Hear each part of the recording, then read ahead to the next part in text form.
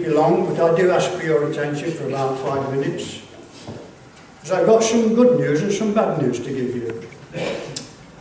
The bad news is that after 85 years of service to this church and the local community, the members of the Moira Male Voice Choir, due to falling numbers and the fact that our current MD has indicated her wish to retire soon, decided by vote, according to age, and consequently will be disbanded after our last concert in June of this year.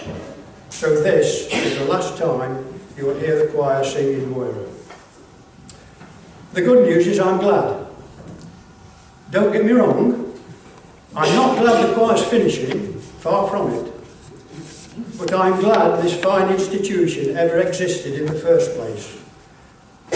And I'm also glad I was part of it for the last 15 years. I personally have had a remarkable journey with this choir. You see, if it wasn't for this choir, I couldn't stand here and say that we've taken the name of Moira to the four corners of this island, from as far north as Ayr in Scotland, down to the south coast at Torquay, from the east at Great Yarmouth and to the west at Llandudno, and in hundreds of places in between, all over the life of this choir. And we've even been over the Channel to France, singing in Petillier.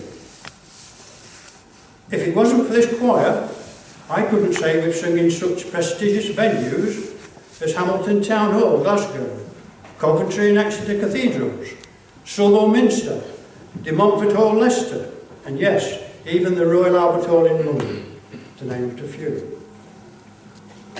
If it wasn't for this choir, I couldn't stand here and say we've sung in front of royalty twice, and appeared on TV and radio, and made LP records, and produced CDs.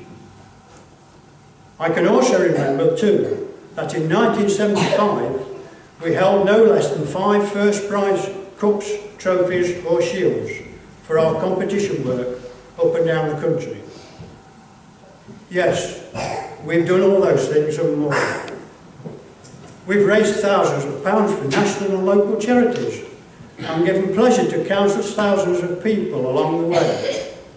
And we've also promoted young and famous celebrities by holding our celebrity concerts locally, bringing such people as Alfred Swain, Ian Wallace, Cynthia Glover and the Midgeleys, all radio and TV stars in their day, to this area, sometimes even into this very building, in little old Moira.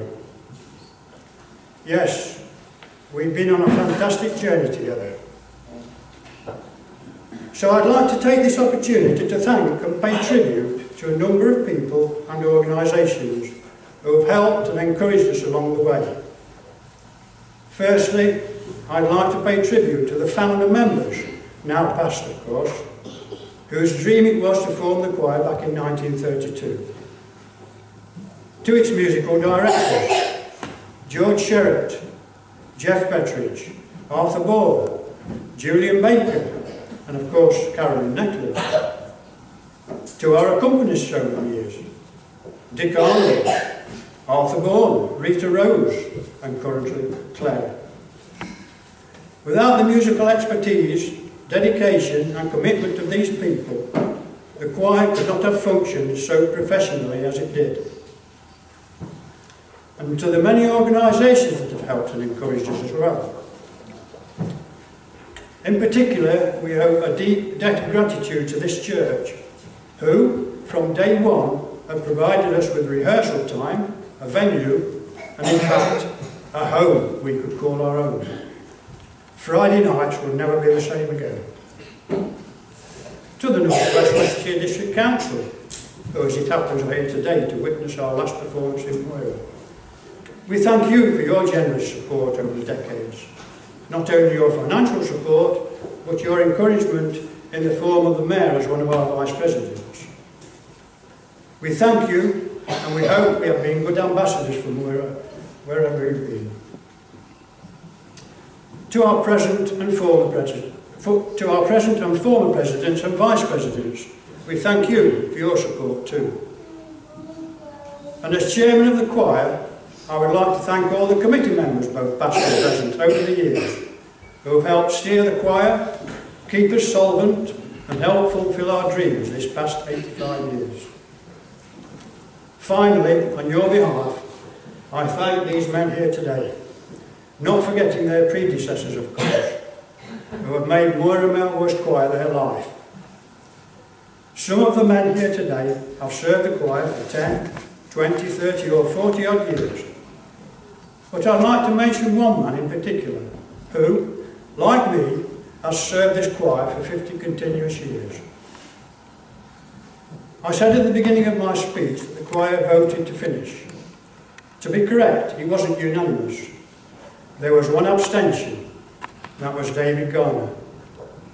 David joined the choir in late 1967, and in that time until now, he has served the choir not only as a chorister, but also as a committee member for over 30 years, being secretary for part of that time, and currently stage manager and vice chairman.